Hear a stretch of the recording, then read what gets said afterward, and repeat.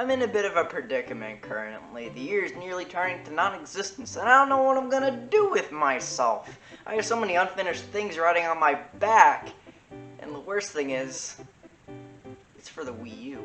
Unfinished games are in abundance in almost every gamer's collection, for whatever reasons they may be. Some games just don't get the care and attention that others do. Maybe it's because you didn't have enough time to complete it, or maybe it's just a really bad game. But at the end of the day, not beating the game doesn't really reflect on the overall experience, or even the game itself. I haven't gone ahead and beaten Metroid Prime 2, but that doesn't mean I don't like the game. Personally, I think it even does a few things better than the original. And right before the year ends, I'd like to get a lot of unfinished games off my chest. Now, does that mean I'll actually complete them? No, that would be character development. Instead, I'd rather talk about why I can't get past the third stage of grief. So first off, I'm pretty sure I'm on a hit list now. The Legend of Zelda Wind Waker is an absolutely incredible game that I just can't seem to stomach. I love exploring the vast open sea with all of its curious locations and hidden secrets. The dungeons in this game aren't half bad either, so why haven't I beaten it yet? To be honest, I'm really trying to get around to it. This game is at the top of my list of priorities,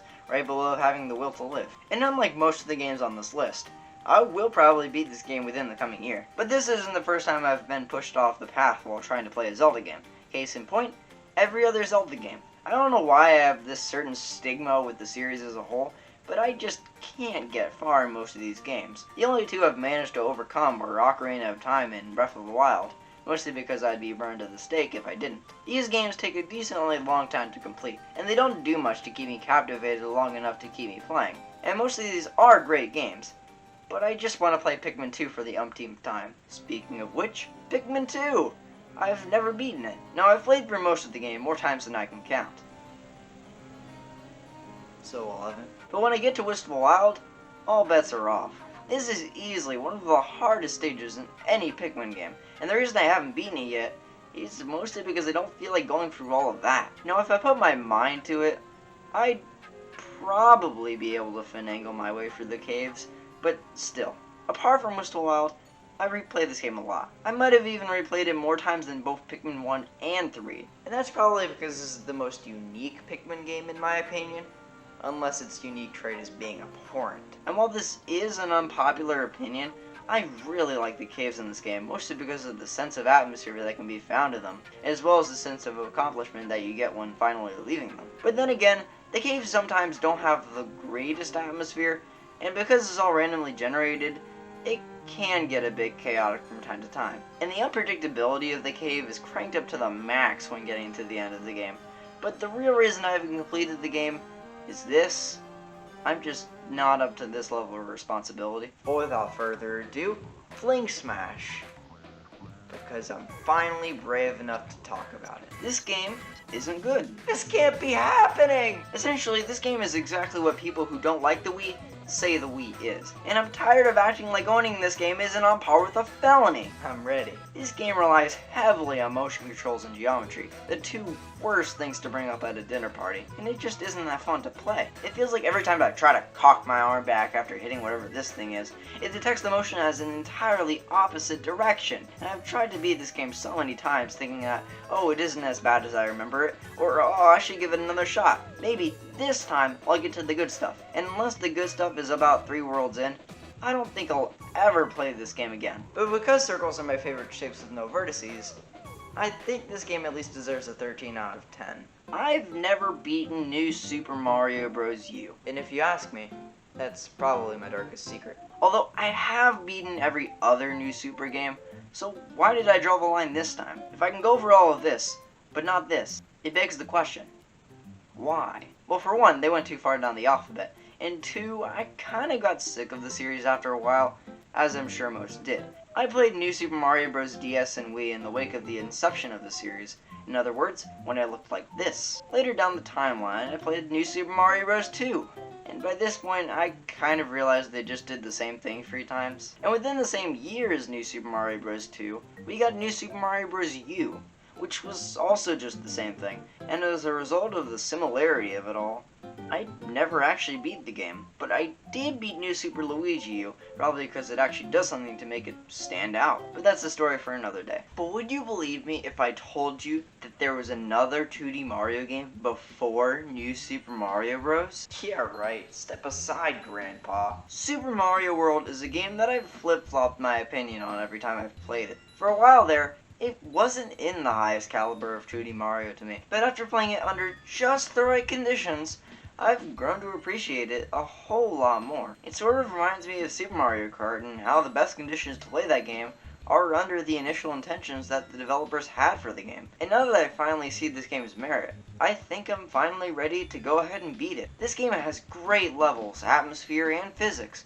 The only thing stopping me before was a border. But to be honest, the real reason I haven't beaten this game is because I hate Yoshi's guts. Which brings us to Yoshi's Island. There are two main reasons I haven't beaten the game. Lizards and that stinking border. I do not own an original copy of Yoshi's Island on the SNES because I'll never be good enough. Now, like with Super Mario World, I can play this game using several different methods. It just so happens that all of them stink. And also, unlike Super Mario World, I really did enjoy playing this game on both the SNES Classic and the Nintendo Switch Online service, but I can only get so far into the game before I fall off of it completely. But from what I've played of the game, it's an incredibly well-made platformer, maybe even better than Super Mario World. But at this point, I don't think I'll be able to experience all of it until I get hold of a physical copy. But for now, I think I'll just go for hedgehogs.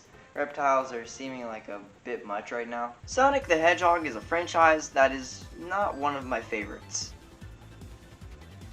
They're gonna steal my thumbs. As you can tell by the forensic evidence, I grew up on Nintendo, and even though I wasn't alive during the rivalry of Nintendo and Sega, I still get the sense of patriotism every time I talk about it. Sega was relentless towards Nintendo in the 16-bit era, and the result of that rivalry has had a lasting effect on where both companies stand today. But one main takeaway from it all was the birth of Sonic the Hedgehog, who's created to rival Nintendo's Mario. And because of that, I've always had sort of a grudge to Sonic.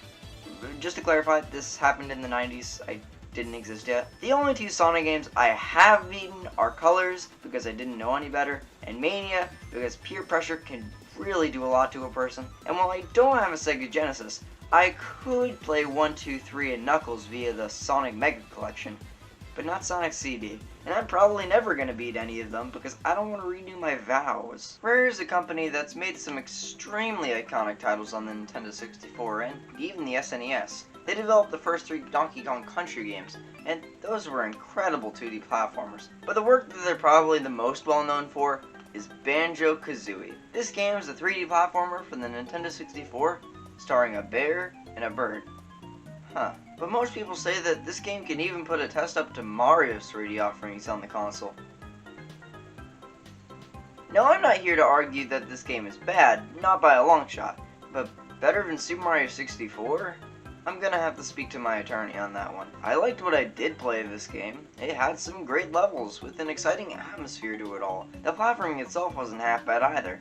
But I just feel that the game is structured a bit strangely, and the hub never made all that much sense to me. I understand what the hub world is trying to be, but I look at something like Peach's Castle, which was rather simple, but it had a sense of mystery and intrigue. And this just isn't as coherent or interesting. Now, I really do like this game. It's definitely one of the best games Rare's ever developed, which can be seen by how great these levels are. But I feel like a few not so great elements of the game are what pushed me off from actually beating it. On the other hand, Kirby 64 is one of those games where I really can't come up with an excuse as to why I haven't beaten it. This is one of the best games on the Nintendo 64, hands down. But Kirby games are in that unexplained territory of, why do I like this game again?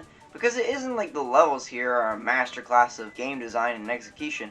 Yet I find myself having so much fun with them. And I think that fun comes from the very moveset that Kirby has at his disposal. And this is capitalized on the most by Super Smash Bros. Ultimate, with Kirby 64 in a close second. There are already a vast array of existing powers in the game, But what's really cool about this game is that you can mix and match them to create an entirely new power. This gimmick really pushes the game forward, as it's just flat out fun to discover new combinations and test them out by demolishing a bunch of enemies. And that isn't even the only thing that this game adds. This game has some really memorable levels and moments that I just don't feel are that prominent in prior games. If you put a gun to my head and told me to try and remember the second boss from Kirby's Dream Land 2, I don't know what I would do with myself. And because of that, I most certainly will beat this game someday, along with around half of the games I've talked about. And just like that, I've talked myself into a new year. And because I survived possible spontaneous combustion, I think I should celebrate by playing a game I haven't spent much time on. So, what'll it be? Oh man, it is gonna be a horrible year.